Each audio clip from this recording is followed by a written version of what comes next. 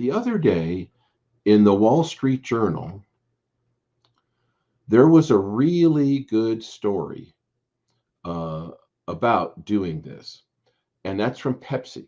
Pepsi is a very well-run company, and I was found this article really interesting, and I felt it important to. I have a post. If you go to my profile and all any of my pages, you'll see this post because I think this um, uh, that this story about Pepsi and what they're doing with inflation is an eye opener. And I think it's one that when you look at it, it comes up to what I'm saying about getting out in front of inflation. So here's what Pepsi did. And the thing that they did, because they're so professionally run, is they probably started this 3 or 4 months ago and they looked ahead.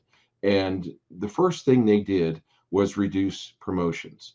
So we're going to have another little section, the last section of this in a few minutes, and you'll see how this plays into that, which this is key. And this is why this is number one when we're talking about uh, dealing with stagflation and improving your business during this time.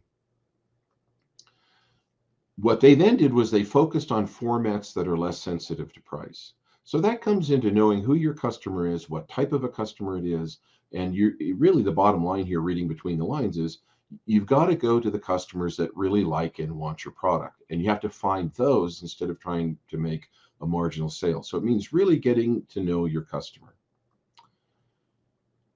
They raised their prices and they were shocked at, well, I wouldn't say maybe shocked, but they were surprised at least that they got a better than expected consumer reaction. My feeling is they got that better than expected consumer reaction because they are focusing only on the customers that are truly aligned with them and truly want their product.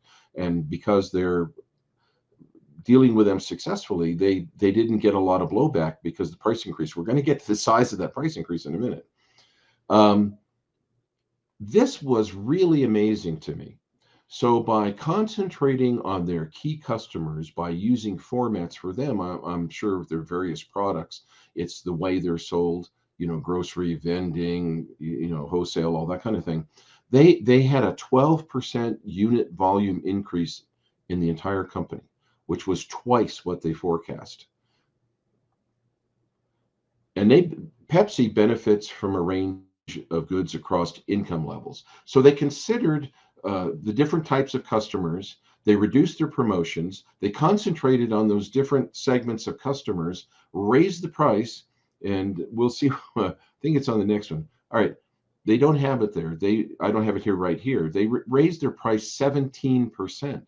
That's a really big increase for a product like, well, Pepsi isn't just the soda, it's many, many products, but they created price points that are affordable. So all these things together, concentrating on the right customer, doing formats that work, um, it increased their unit sales and it increased their revenue. And that's something everybody can do if you concentrate on your customer. Who's my ideal customer? Pepsi expects cost increases to continue. Well, the last time we got into this, from 1973 to 1982, it took 9 years. It took 9 years to end this. And we're going to get into that because I have a post on my profile that if the Fed continues to use interest rates, they're going to be embedding large amounts of inflation because 65% of Americans own their own home. And but they don't move that often. 7.7% of them move a year. We'll get into this, but this is interesting. So here's the bottom payoff for Pepsi. They, their earnings are up 22%. So here we are in a stagflation environment, the economy going down, costs going up, and Pepsi improved their bottom line 22%. Everybody can do that by focusing on the components of their business. And I think why I was so eager to show this to everyone, this is a positive story about getting out in front of inflation. Now, at the end of the article, Pepsi admits we don't know how long we can keep doing this. There may be a time when we get sucked into the whole thing and our earnings go down. But so far, we've been able to stay ahead of the curve by doing these steps, which I showed you on the slides. And this is available to everybody. I have a worksheet available on my Power and Performance Coaching page that you can go to. That's a first step for this kind of thing. And if you're interested in going into that, there's lots of ways you can contact me on that.